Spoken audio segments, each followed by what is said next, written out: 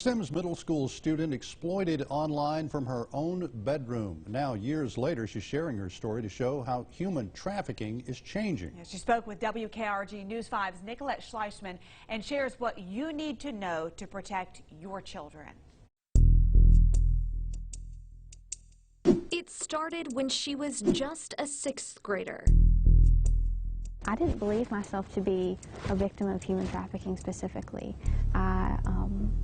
I was like, no, because it was over the internet. He never touched me physically. That's not the case. Bree Viger chosen to represent her middle school classroom and connect with fellow students on social media. I was just going down the line, hitting the accept button. I feel like that's what all middle schoolers do. And not paying attention, I accidentally hit the accept button for someone that I didn't know, but would later find out that it was an online predator. She began interacting with someone she thought was a fellow student. As the conversation continued, they were gathering information about me. She finally realized she didn't know the person too late. I posted my whole life on social media. I, posted a picture where it was, I'm attending dance class today after school, here's a picture of me and my sister, and later on, they would use that against me. That predator, a man in California, demanding Bree give him an explicit photo of herself. I didn't know what to do in that circumstance. And, they started threatening me. If you don't do this, I'm going to kill your sister. I know where you live. You live in Sims, Alabama. I know who your mom is. I know where she works. Your dad. They were name dropping everything. So she complied. Then it got worse, fast. A whole lot worse. Every single night, I had to get on a video call with him and basically perform at a certain period of time every single night. And it was because he was live streaming and he was making money. And if I wasn't on at that time, then, he's losing money off of that. So he would then start to get very angry. He was very tech savvy. He hacked into all of my accounts, and so if I would try to go against him and say, no, I don't want to, then it was, oh, well, I'm going to post this explicit photo of you on your Instagram. What are your friends and family going to think of you then? The abuse continued for 3 years before Bree's parents discovered what was happening. Someone is manipulating my daughter 70 feet from where I sleep. And I didn't know. Late one night, Bree's mom, Cricket, came into her room, saw her child in a full face of makeup, and knew something wasn't quite right. And Bree admitted what was happening to her. Horrifying and a lot to take in.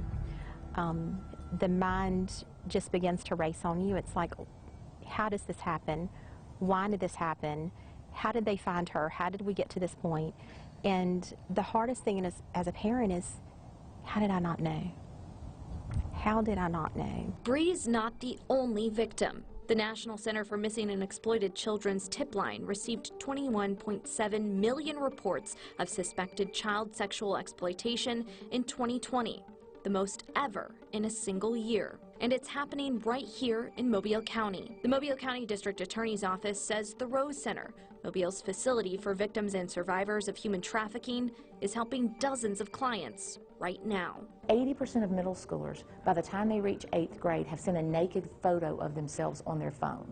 So if one thing can come out of this conversation you and I are having, is parents need to understand that their kids are doing these, they are doing things that you don't know they're doing on their phones. That's why Cricket urges parents to know what their kids are doing online. Go through their list. How do you know this person? Why are they on your social media? And if the child can't instantly answer how they know that person and have a true, genuine human connection relationship, then they should not be allowed on social media with them. We post everything there. The truth is, it took a while for Bree to open up about the online abuse. It is no lie that I'm a stranger to the dark due to the fact that I'm a survivor of an online child predator. The first time she shared her story was on stage as a contestant in the Distinguished Young Women's Scholarship Program. I just remember the audience being silent. And in the audience, it had been people that I'd grown up with, people who knew my parents. It wasn't just strangers in the audience. And nobody knew what I went through. She now works closely with the Mobile County District Attorney's Office, telling her story to raise awareness about online predators. Still, 7 years after the online abuse first began, it's still a constant worry for Bree and her family. That's wanting to get his hands on her. You know, and it's, he had her sold. He just needed to physically put his hands on her. They hope Bree's story helps protect others from the horrors she went through. Don't worry about how many likes or followers you have, because that's ultimately how I ended up in this situation. Bree is currently studying criminal justice at Coastal Alabama. She says one day she would love to be a district attorney. In the studio with photojournalist Arnell Hamilton, Nicolette Schleisman, WKRG News 5. And if you or someone you know is being targeted by an online predator, we have posted links for help on our website, WKRG.com.